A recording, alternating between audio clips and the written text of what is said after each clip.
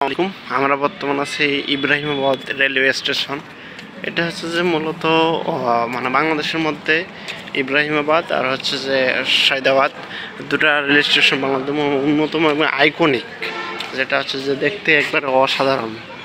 এই যে আপনারা যদি আমরা দেখাতে চাই, এখানে কাউন্টার সুন্দর করে কাউন্টার দেওয়া আছে এবং কি অনেক হচ্ছে যে গোছানো আছে সব কিছু।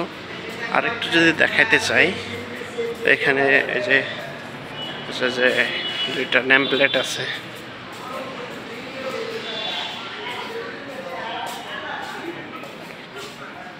জাপানের রেডিও সাথে পাশাপাশি হচ্ছে যে আমরা যদি আরেকটু দেখতে চাই যে কি অসাধারণ, এটা একটা ওভারব্রিজ আছে উপরে, আর এটা হচ্ছে যে প্ল্যাটফর্ম, এটা এক, ওটা হচ্ছে যে দুই। এখানে আবার লিফটের ব্যবস্থাও আছে উপর থেকে নিচে নামানোর জন্য, নিচ থেকে উপরে যাওয়ার জন্য। একবারে অসাধারণ। আর হচ্ছে যে একবারে পরিষ্কারও মোটামুটি আছে অন্য রেল স্টেশনের তুলনায়। এই রেল স্টেশনটা মোটামুটি অনেক পরিষ্কার আছে। এটা বাংলাদেশের ভিতরে। আরেকটা বিষয় দেখাই, এ পাশে অনেক সুন্দর, যদিও বা অন্যান্য রেল স্টেশনের তুলনায় কিছুটা পরিষ্কার, কিন্তু এই রেল স্টেশনটা আরও পরিষ্কার হওয়ার দরকার ছিল বা হওয়া দরকার।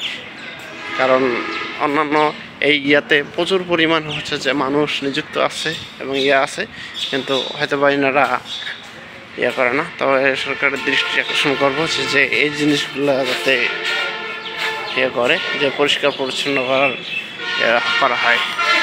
আমরা যদি এই ব্রিজে উঠতে চাই, সেক্ষেত্রে আরও ভালো একটা ভিউ পাবো, আশা করা যাক।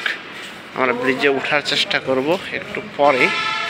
আর আমরা বর্তমান আছি এই যে ইব্রাহিমাবাদ রেলওয়ে স্টেশনে উঠে পড়ছি ফ্লাইওভারের উপরে, ওভারব্রিজ। এই যে দেখেন, অসাধারণ দেখা যাচ্ছে, একবারে অসাধারণ, যা হচ্ছে যে অনেক ভালো লাগার মতো একটা দৃশ্য আছে, ভালোই মোটামুটি।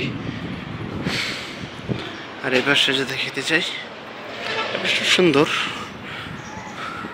কিন্তু আরও পরিষ্কার পরিচ্ছন্ন হওয়ার দরকার উচিত। যে প্ল্যাটফর্মে হচ্ছে যে মূলত সাইকেল চালাচ্ছে, এটা রেলওয়ে স্টেশনের কর্তৃপক্ষ এবং বাংলাদেশ রেলওয়ে যারা আছে এদের দৃষ্টি আকর্ষণ করছে যাতে এই ধরনের কাজগুলো করানো হয়।